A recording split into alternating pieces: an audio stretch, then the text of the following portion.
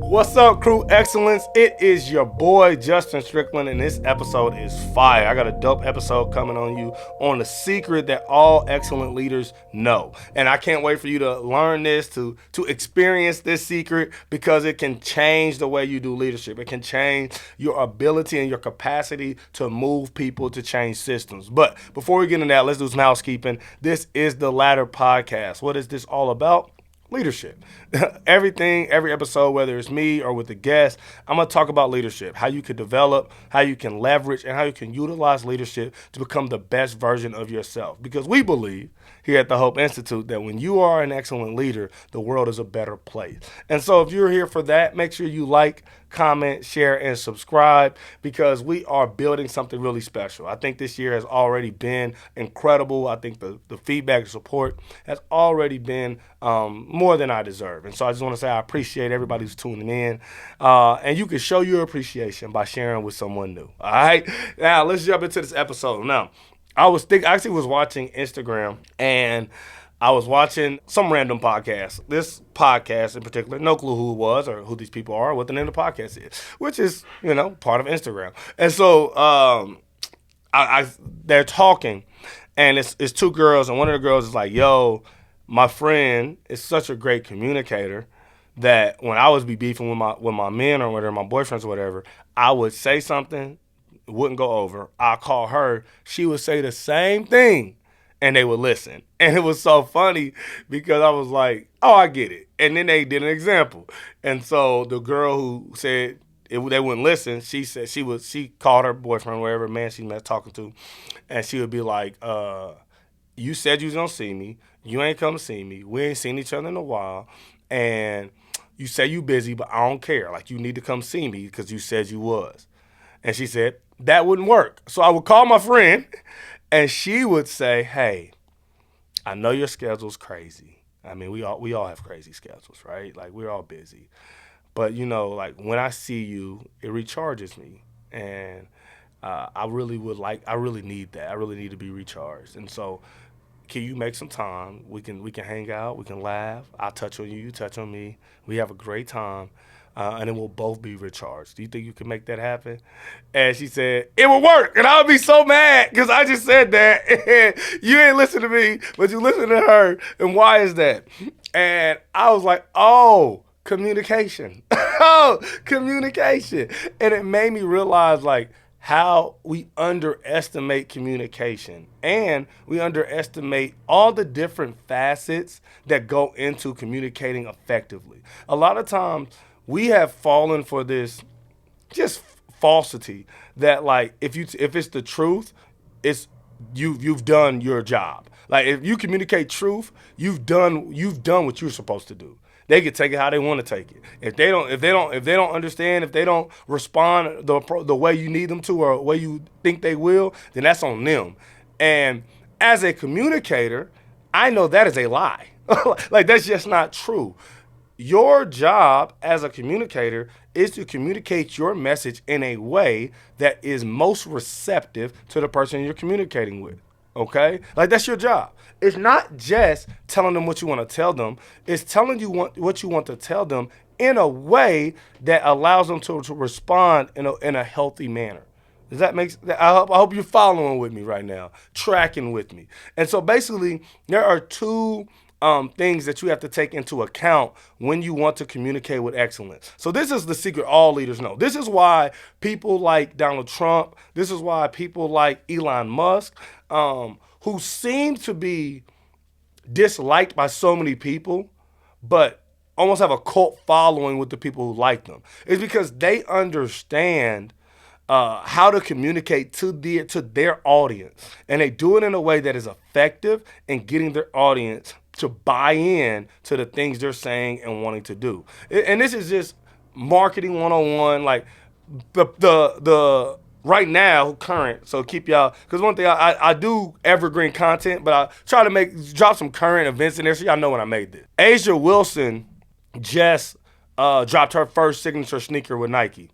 It sold out in 2 minutes, right? 2 minutes. Women's basketball sneaker. Sold out in 2 minutes. And it was men and women online hot that they couldn't get a pair, right? Well, how are you able to take someone who last year there was a debate online, is Asia Wilson marketable? I don't know if y'all remember, Caitlin Clark had got the Nike deal, and they was like, but y'all got Asia Wilson, and people was like, well, Asia Wilson ain't marketable. And I mean, that was a real debate online. To go from that to a year later selling out her sneaker in 2 minutes, what changed? Well, Nike, who is excellent at it, by the way, even though I don't wear Nikes and I don't like them, but they're excellent at this, and then marketing and communicating something to an audience to get them to buy into a product. And what they communicated about Asia Wilson was two things. One, her excellence. And so all the commercials, and they were, like I said, it's just Nike is, if you ever want to learn how to market, just look at Nike, okay? Just study Nike. But they took her name, Asia, and they used the A and just put a whole bunch of facts behind it. So like a legendary, or a legend, a record breaker. And they took her name and they made it synonymous with excellence. So the first thing they're communicating is like, here is someone who is excellent at what they do. Right? And so as an audience, as normal, as average people, you're like, we are drawn to excellence, right? That's why we follow certain podcasters, athletes, artists. We are drawn to someone who does something with excellence. So the first thing they communicated was like, here's someone that you should be drawn to because they're excellent. And the second thing they communicated so effectively was like, hey, little girls who love basketball, she was you. And so they did this commercial. Shout out to Malia Obama, who directed one of the most fire Nike commercials I ever seen. And they did this commercial with all these average young girls who are aspiring to be like Asia Wilson. And I'm not even a young average girl, and I was like, I want to be like her. Like, I was a commercial, I was like, I want to be like Asia. It was a fire piece of media. We talking about 30 seconds to a minute that grabbed an audience and said, this is someone who's worthy of you looking up to. And so they knew their audience, and they communicated effectively their message. And so and so if you haven't seen it, go check it out. Even if you don't like women's basketball, you'll watch the commercial and be like, oh, that's dope. Like, I see why the sneakers sold out, okay? So two things communication is about. And excellent leaders know these things and do these things well. Number one is, what's the message? And number two is, who are you talking to? Who's your audience? So number one is, what's the message? And number two is, who are you talking to? And so the first thing about communicating is you have to understand, what is the message, right? What are you actually trying to say? Because what happens sometimes is when you were not focused on the point of the message, we can add a whole bunch of stuff to it that dilutes what we're actually trying to say. And so, for example, let's say I need my wife to do something for me at the house. Let's say I need her to cook dinner. The message, what I'm trying to communicate is, hey, babe, I had a long day. I need you to cook dinner. So, you know what I'm saying? So we got something to eat tonight. The poor communicator would say, hey, I got this, and this to do. You at home all day. You ain't doing nothing. You need to cook dinner because I'm out working and I'm out making money, and I need you to make some food.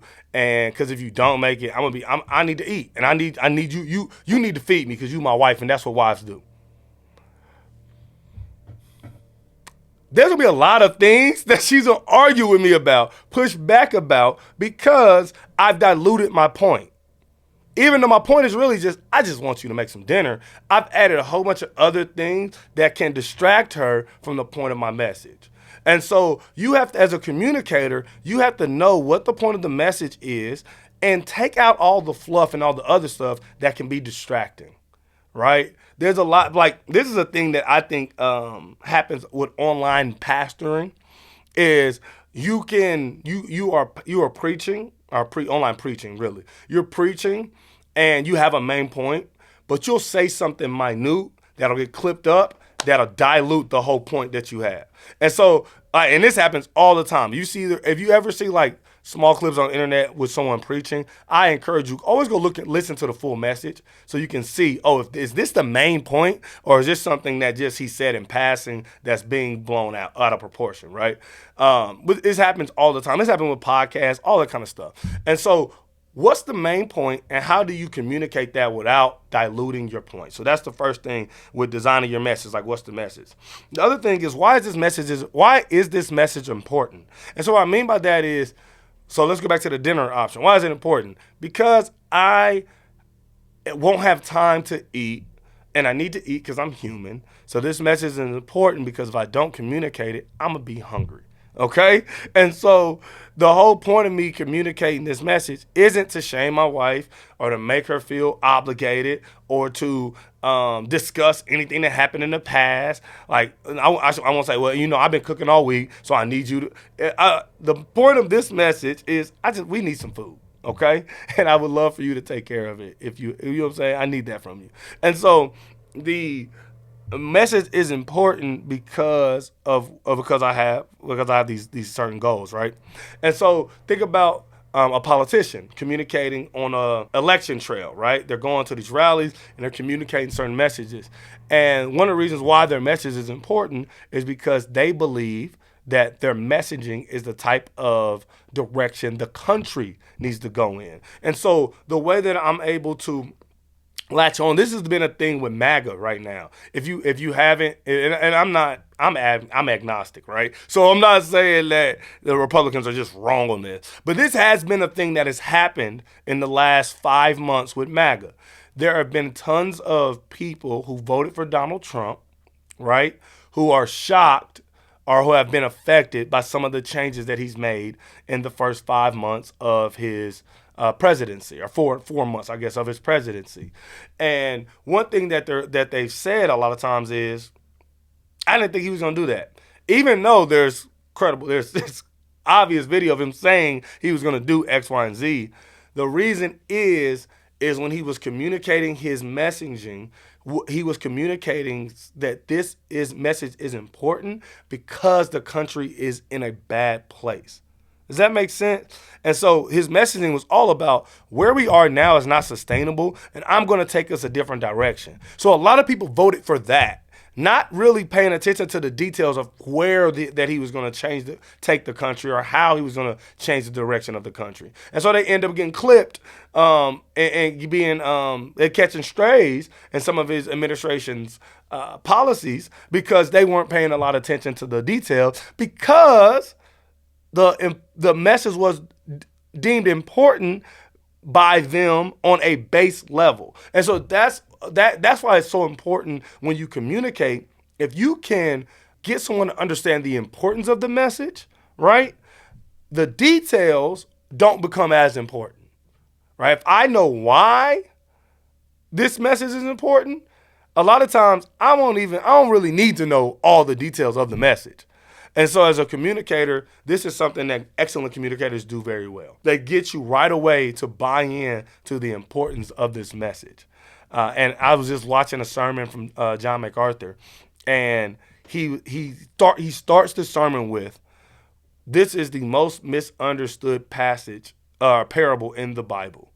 And the reason that I'm teaching on it is because we need to understand what Jesus was saying in this parable, because we've all missed it. And so as a Christian, I go, oh, I'm locked in, because I do need to understand Jesus, right? And so right away, I don't really, and he said some other things afterwards, whatever, but I'm already bought into the message from the beginning because I agree with you that this message is important. And so that's what that is about, is getting agreement with your audience that this message is important, okay?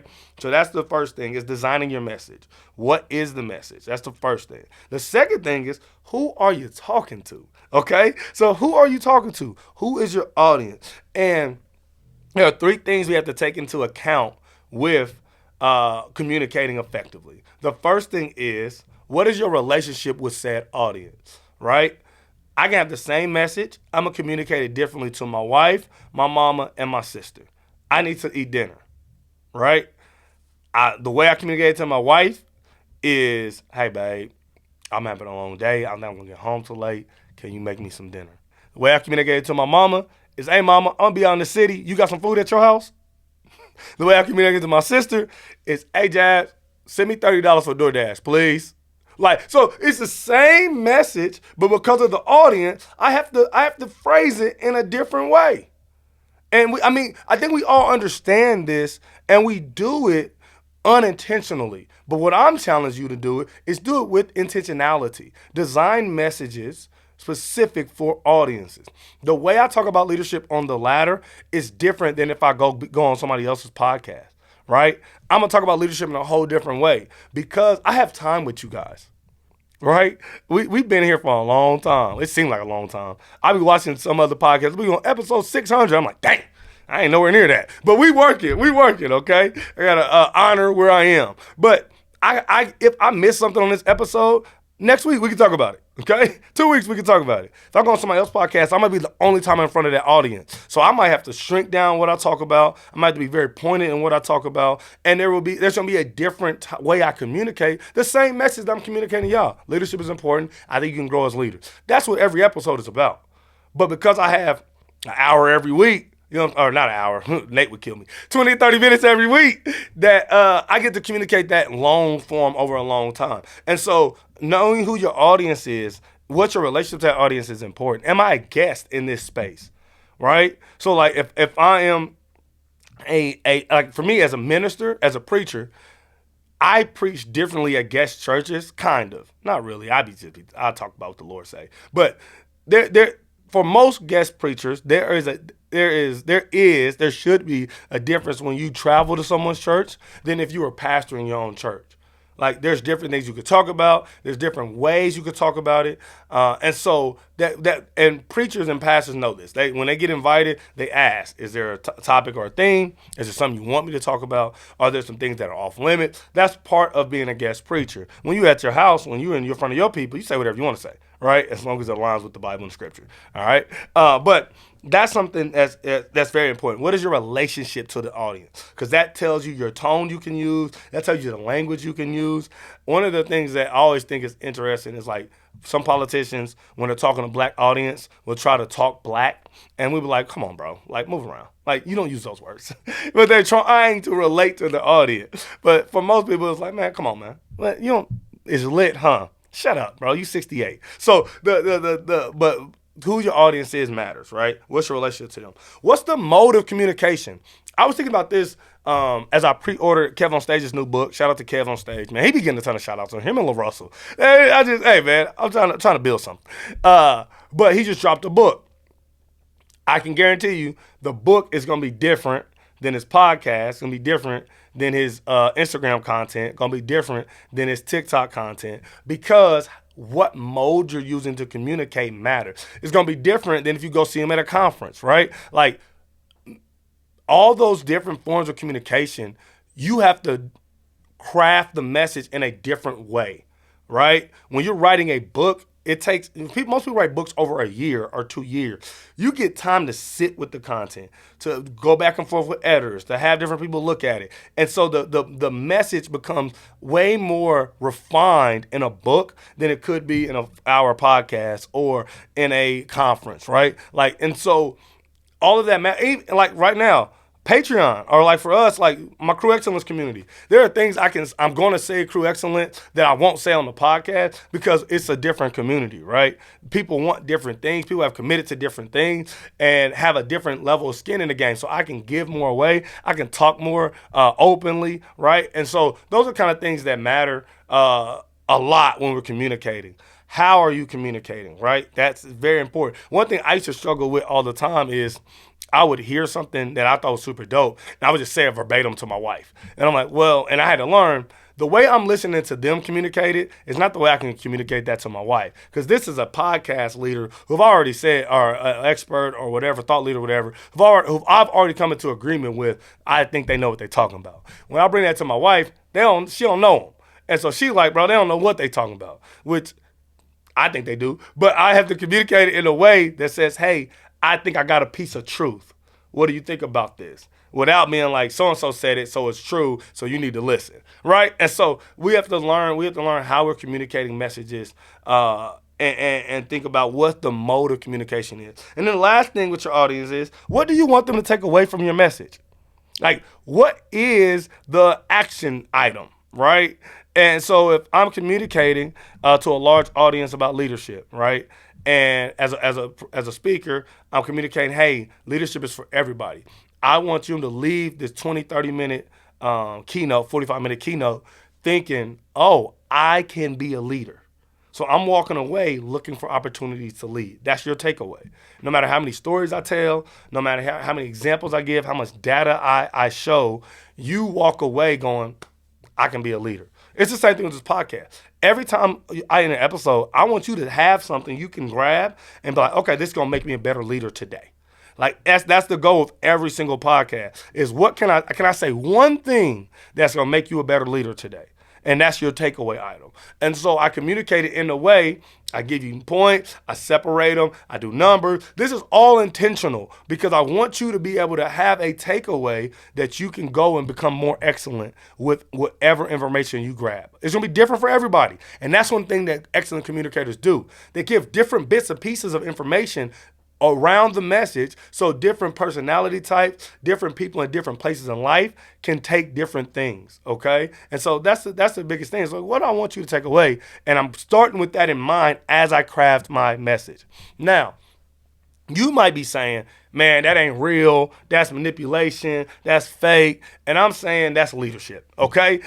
Leadership is taking something that is authentic, this is a real message, and crafting it in a way that allows it to go out and be effective.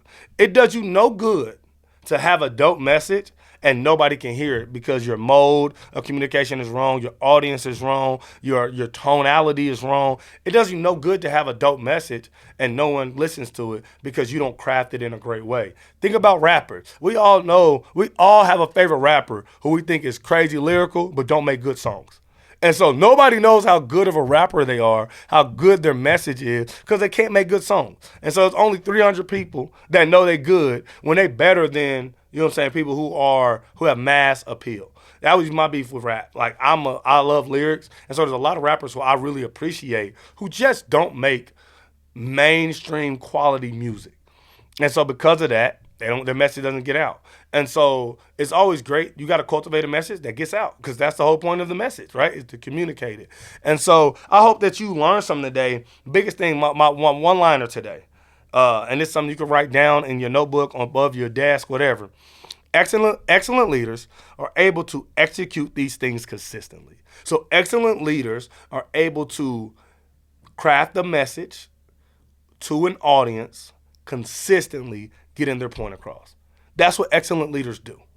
It's not a one-offer. It doesn't happen every now and then. It doesn't happen sometimes. They are able to consistently communicate effectively with an audience what they're trying to say. And that's what separates average leaders from good leaders from excellent leaders, right? Is this ability to communicate effectively, consistently, right? Can you execute your message consistently? And that's what it's about. And some of that is, how often are you communicating it? Some of it is, are you communicating in the right places? Some of it is, are you communicating with the right modality? Everybody don't need a podcast to get their message across.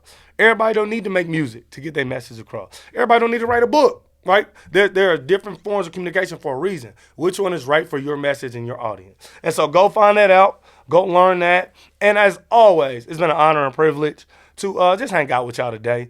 Yeah, man, it's dope. I love what I do.